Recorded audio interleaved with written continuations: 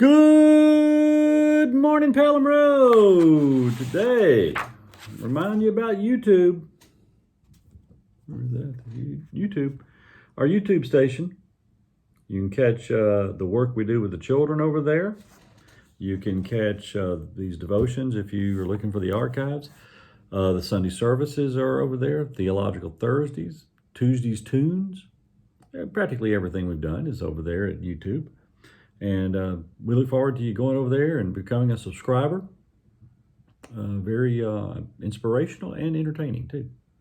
Well, taking a tour through the library this week, going through books that I've found profitable and helpful. This one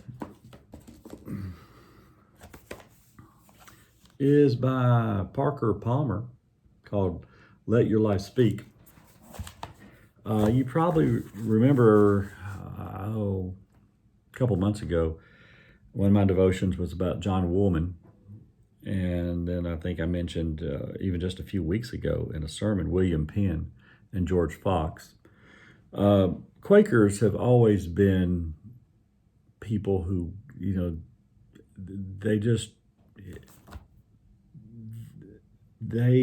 when they speak, it seems to be right on my frequency. And Parker Palmer is a Quaker.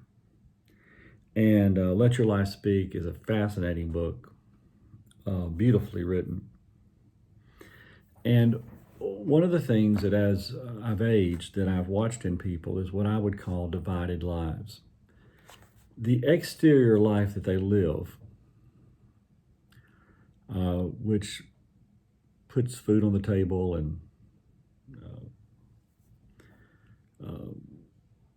provides them some commitment to the community and some involvement with the community, is one thing. But what they feel on the inside, the way they process information, is quite different than what they have to exhibit on the outside. And they become these divided selves.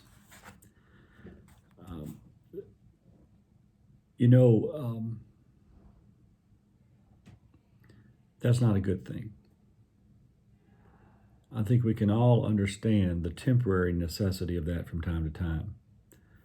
But for that to become a permanent feature of our lives is very detrimental to our psyche, our spirit, our soul. And so he tells this story in relationship to that.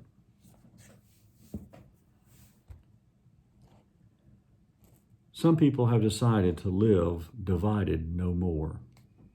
They decide no longer to act on the outside in a way that contradicts some truth about themselves that they hold deeply on the inside.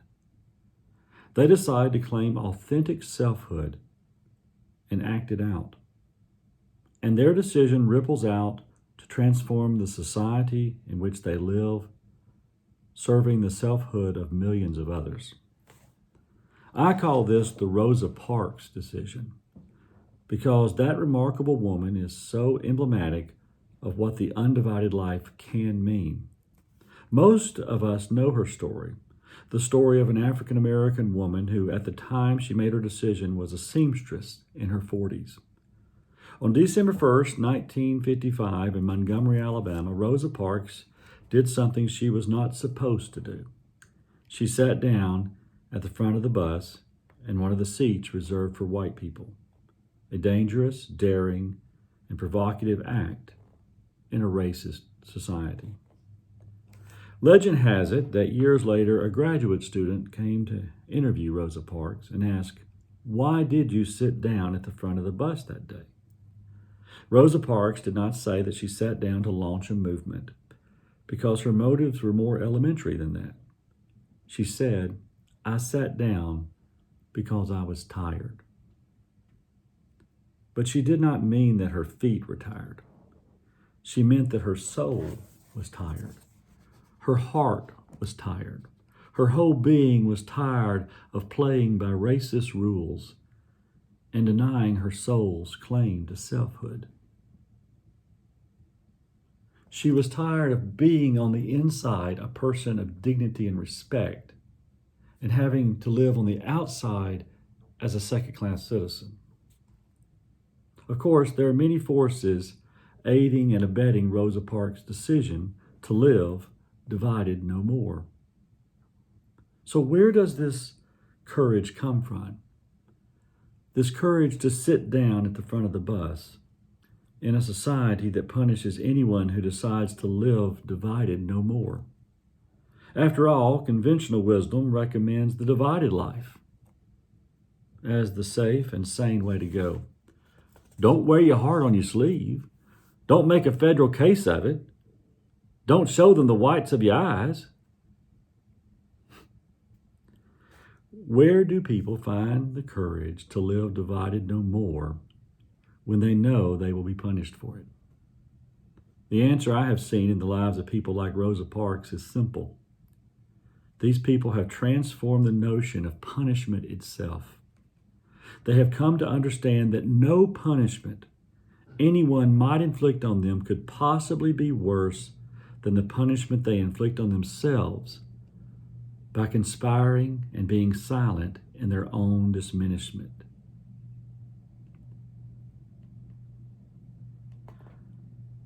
In the Rosa Parks story, that insight emerges in a wonderful way.